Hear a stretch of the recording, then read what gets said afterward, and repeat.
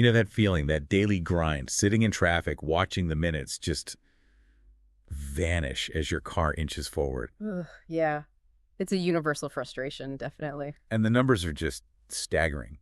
Americans collectively lose over 2 billion hours every single year stuck in traffic. 2 billion. Think about that. All that wasted time, productivity, just gone. So for this deep dive, we're going to explore a potentially game-changing idea. What if we took our roads, our highways, out of public hands and into the private sector? Right. Could that actually be a viable solution to these really persistent problems like congestion, safety? Exactly. And what's fascinating about the sources we've gathered is how they really challenge that long-held assumption, that roads have to be a government thing. They lay out a pretty compelling case for privatization using, market-based arguments and even some historical examples. So our aim today is to really dig into the core of this debate, maybe uncover some surprising angles, and also tackle the understandable skepticism that comes with this whole idea of private roads and tolls. Yeah, because it sounds radical at first glance. It does. We've got a range of material here looking at it from lots of perspectives. So let's dive in. All right, let's get straight to the heart of the argument for privatizing roads. A key point our sources emphasize is the potential for market efficiency and innovation. Right. They draw this really interesting parallel with the ATM network. Yeah, I found that interesting too. Think about how seamlessly you can use your bank card pretty much anywhere. Right. Thanks to private networks like Cirrus Plus. It just works. It just works. And it's a system built on both cooperation and competition among private companies. Exactly. So the core insight there is that these complex nationwide systems can thrive through private competition and, common standards. It's a model we don't usually think about for public infrastructure. We really don't. And the argument is basically that this same dynamic could revolutionize our roads. The crucial element is the incentive structure. Okay, how so? Well, a private road owner would directly feel the financial pain of a poor safety record. More accidents mean higher liability, worse customer satisfaction. Yeah. It hits their bottom line directly. Right, which is different from the public system. Very different. I mean, public servants are dedicated, of course, but that direct financial link to how the road actually performs day to day, it's just not there in the same way. Yeah. The analogy they use, like a restaurant manager being responsible for the food quality and keeping the floors clean, it kind of hits home. The owner is directly on the hook. Exactly. The responsibility is crystal clear. And this profit motive, our sources argue, could be a really powerful engine for innovation. They suggest private owners would be constantly looking for better safety measures, maybe cutting-edge tech, better traffic rules, maybe even like stricter driver vetting on their own networks. Possibly, yeah. And here's where it gets really interesting. They tackle that common objection head on. Wouldn't privatization mean, millions dying on the roads? Yeah, that's the big fear, isn't it? But their counterpoint is quite stark. They point to the current, and let's be honest, regrettably high, fatality rates we already have under public management. That's true. Their argument is that a competitive private system driven by those strong safety incentives we talked about actually has the potential for and this is their phrase, precipitous decline in deaths and injuries. Wow. Okay. So flipping the script. Kind of. They frame it as, look, we're already facing a serious problem on public highways. A market-based system with its built-in accountability could actually offer a safer alternative, maybe demonstrably safer. Okay, so we've touched on efficiency, safety incentives.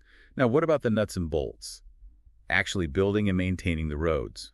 That's another huge practical concern. Absolutely. And the sources address this directly. For existing roads, they sort of picture entrepreneurs bidding to take over management, which they suggest could even help pay down some government debt. Interesting side benefit. Maybe. And for building new roads, they point out that private developers are already doing a lot of that, for new housing developments and communities, so the market can handle it, they argue. Now, a big sticking point for a lot of people, myself included sometimes, is eminent domain. The government's power to force landowners to sell for public projects. Wouldn't private road companies just get bogged down in endless lawsuits? That's a critical point, yeah. And the sources propose a market-driven solution here, too. They argue private developers aren't locked into needing perfectly straight routes like governments sometimes are. Yes. They have flexibility. They can look at alternative paths, maybe ones that are cheaper to acquire land for. It really changes the power dynamic with, say, a single landowner holding out for a crazy price. Right, because the company can just say, fine, we'll go around.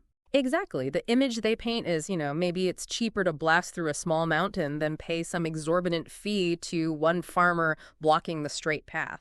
It gives them options. That makes sense. It changes the negotiation. It does. And from a more libertarian angle, they also bring up the idea of prearranged easements in property contracts. Easements, like right-of-way. Sorta, yeah. Legal rights granting access across a property.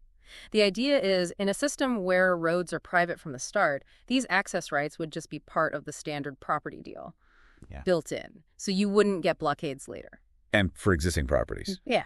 During a transition. The suggestion is their existing access rights would likely be grandfathered in. You wouldn't suddenly cut people off. Okay, that seems crucial. All right, let's tackle the big one. Traffic congestion. That daily frustration we started with. Yeah, the sources don't pull any punches there. They call it stultifying, annoying, and petty, and they really stress the economic costs, wasted time, yes, but also vehicle wear and tear, fuel. And just the psychological drain. Absolutely. They highlight this fundamental mismatch we have. Tons of empty road capacity in rural areas, while cities are just choked. So true. And they argue that, in a weird way, congestion is actually a crude, inefficient method of rationing the road space we have. A very frustrating method. Okay. But their solution often raises eyebrows. Road pricing. Tolls. Exactly. That's the core market solution here. They argue a private system would offer choices. Choices how? Well, just like you might choose a busy, cheapo fast food place or pay more for a quieter restaurant, a private road network could offer different levels of congestion at different prices. Pay more, get a faster trip, maybe. And they critique our current non-pricing approaches, like making streets one way when maybe people really prefer two-way traffic. A profit-seeking owner, they argue, would listen to what drivers actually want because that's how they make money. It's true. You do often wonder about the logic behind some traffic management decisions. And they bring up that frustrating thing where a new freeway opens, everyone's excited, and then bam, it's congested almost immediately, even if forecasts said otherwise. Yes. Why does that happen? Well, it's largely due to something called induced demand and also route equalization. Yeah. Basically, drivers change their routes to use the new, faster road. Until it's not faster anymore. Precisely. It fills up.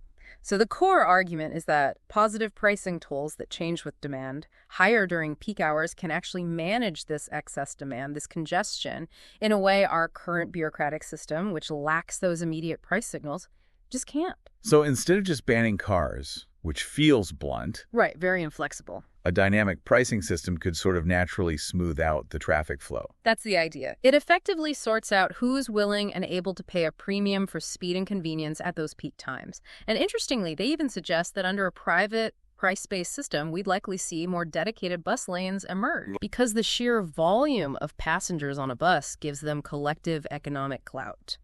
The bus company, or the passengers indirectly, could essentially bid for that exclusive lane space, making transit potentially faster and more appealing. That's a fascinating angle. The market actually incentivizing better public transit.